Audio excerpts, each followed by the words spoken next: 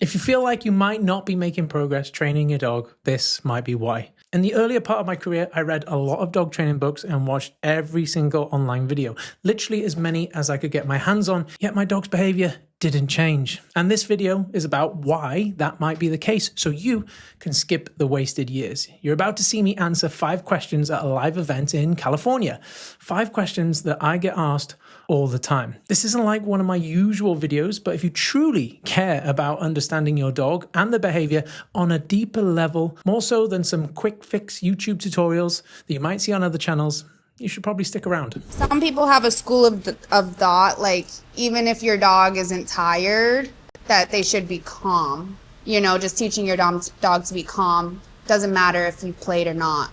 So, question is, some people have the school of thought that even when the dog is not tired, hasn't been exercised, they still should be calm, yeah?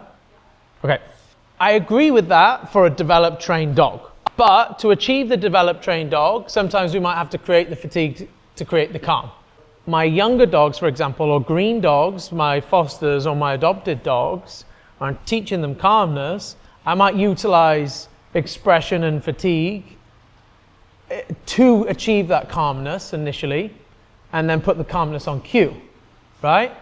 And then my older dogs, even if they've not been walked for a day or so, that doesn't mean they're not allowed to not be calm, right? And I can cue it, and then if they don't keep calm, I can say, hey, I said calm down, right? And for me, that's fair. But sometimes I might need that. If I try and create calm in an underfulfilled dog, I might get a lot of conflict and get into arguments with the dog when they're not ready to understand calmness yet, because they're just like, not only full of energy, but more so pent up of that drive, arousal, and expression. And you're gonna be having to put a lot of pressure on that dog, right, to achieve that calmness. And we wanna use minimal effective dose, because if we might wanna save our high aversives for proofing of recall and stuff later on, but if we have to use a lot of pressure to take this underfulfilled dog to calm him down, then we might have to use even more pressure later on for our high octane situations, right?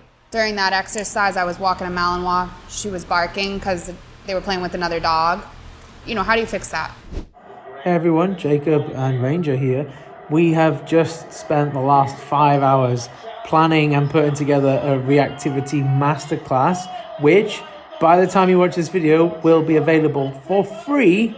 If you click the link in the description, it will give you the start, middle, and to finish blueprint of how to finally solve your dog's reactivity. And again, it's completely free. Don't miss it. Link in the description. Enjoy. I think it's an impulse control or like arousal when something else is going on. Like. Yep. So your Malinois was on leash. The other dogs were playing. Yeah. And your dog was processing that frustration by barking at the other dog or at you? At the other dog. At the other dog. Like okay. Wanting to go play. Yeah, okay. Nice little exercise for a dog like that is I'm gonna just take him out. I'm gonna put a peg in or back tie. I'm just gonna back tie him. Let him watch the world go by. Let him bark. Yeah. And then bark. If they calm down, let him go. Yeah. Play. You can get your turn, yeah. Yeah. Lots of exposure to the thing, but nothing really happening, very little feedback, and just let the dog exist.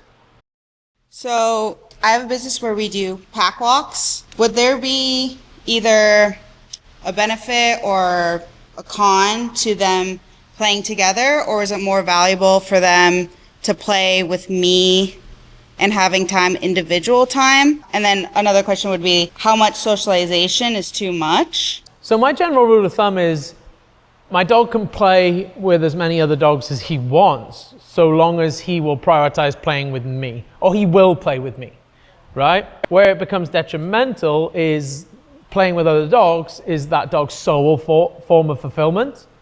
That's where we're going to have problems, because the dog's then going to obviously seek it out on a walk and stuff like that. And so I'm happy for my dogs to play with each other and the dogs we have on board and trains and interact with them and literally fill their boots as much as they possibly want. But I'm able to do that because I have high levels of motivation over my dog to want to work and interact with me. If I didn't have that and I just create in loads of external motivation towards dogs, chances are I'm going to create problems. And so hence why play and stuff is all that important. Some of my dogs, no interest in playing with other dogs, as they would just prefer to play with me. Some of my dogs like both. None of my dogs just like playing with other dogs, because that would probably create problems. Yeah. Our relationship then is just, I'm the guy that tells you can't do stuff. So these are some of the burning questions the attendees at my recent seminar had. But if you've got any questions that are left unanswered, just let me know in the comments and I'll get round to answering them too. There's some dogs that we have that when we call them, they'd rather go with the pack. Yep. So with those dogs, they would need some more individual time to build more relationship and work more obedience. Yeah. So then humans are more valuable than the dogs. Create some balance, for sure. Okay. The dogs that are super motivated to want to work with people, let them play, let them be dogs. And I believe that to be true with puppies as well. I see a lot of balanced dog trainers creating like too much engagement with their puppies and not letting their puppy play and socialize and interact and learn and get beaten up and hump and learn not to hump and so on and so forth, because in their mind they're like, I need to be the best thing in the world to my dog. The best case scenario is you're going to get like true neutrality, right? And albeit I don't think true neutrality exists, but if we get there with that, right, and we've got too much motivation, too much neutrality over dogs, what is likely to happen in real life when something goes wrong, another dog runs over and they're not used to that social interaction, our dog Zero that he holds over other dogs because he's neutral, very easy to jump into -5, right? But my dog, my Malinois puppy, Stark, I let him play with loads of dogs. Dogs in our training center, my other dogs, jump up at people, like super social. I'm just like, I want you to think everyone's your best friend, right? Which I know is counter to, but it's such a powerful animal if he was neutral and then another dog's run over and they have an altercation, which in work, he's been bit 2, 3, 4 times by other dogs to the point like they've drawn blood. And he's just like, yeah, but I've met 1,000 dogs and they've all been amazing. It must have just been them dogs, right? And so like how much motivation we have over our dog is how well we are able to socialize them. Hence why cultivating motivation is so damn important, because the more we have, the more we can socialize and the less likely we're going to have fallout. Like my dog loves other dogs. He loves interacting with other dogs, likes to play with other dogs. He'll like play, bow and instigate play. And I love that about him because he's a very safe dog. However, I have a serious amount of control over him. And so when I say, hey, you're not allowed to do that, or I ask him for obedience, he's going to do that, right? Or I could just give my toy marker and he's going to have a preference over to that as well. And so we just want to be careful with too little socialization. That's why I'm an advocate for dogs, especially puppies, playing with other dogs and stuff. Of course, we've got to watch out for certain things. Yeah. I've got a secret. I don't actually walk my dogs, like ever. And if you want me to explain exactly why and why you should probably stop walking yours too, click this video right here and I guarantee it'll change how you see dog training forever.